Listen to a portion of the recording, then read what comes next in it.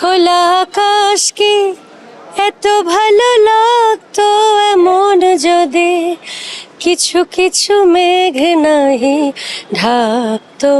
আলহামদুলিল্লাহ, আপনাদের সকলের দোয়ায় অনেক ভালো আছি। আর বাইফাতে এসেছি, সকল কাছের প্রিয় মানুষের মুখগুলো দেখছি এবং সবকিছু মিলিয়ে তারার মেলার একটা আনন্দ চলছে। আমাদের এই সব অনুষ্ঠানগুলো আমাদের আরেকটা ফেস্টিভ্যালের মতো। সো সবকিছু মিলিয়ে আলহামদুলিল্লাহ এবং খুব ভালো লাগছে। আমার অ্যাওয়ার্ড শো গুলোতে খুব কম যাওয়া হয়, সো আমি আসছি, মাঝে মাঝে আসা হয়। এবং সব থেকে বড় কথা যে শিল্পীদেরকে সম্মান করা, শিল্পীদেরকে আমন্ত্রণ করে একটু ভালোবাসা দেওয়া, এটা আসলে আরেকজন গুণী মানুষরাই পারে। সো গুণী গুণী মানুষরা যদি এরকম কোনো চিন্তা করে তো আমি অবশ্যই অ্যাপ্রিসিয়েট করছি। আমি বলবো এটা অনেক বড় বিষয়, আমাকে প্লিজ নো কোয়েশ্চেন প্লিজ।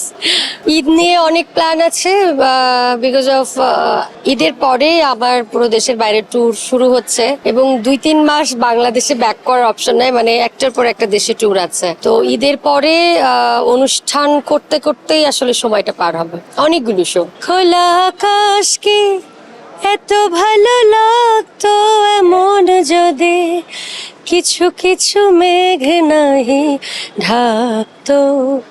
বলো জীবন কি সুন্দর হতো এমন যদি একটু ব্যথা নাহি থাকতো।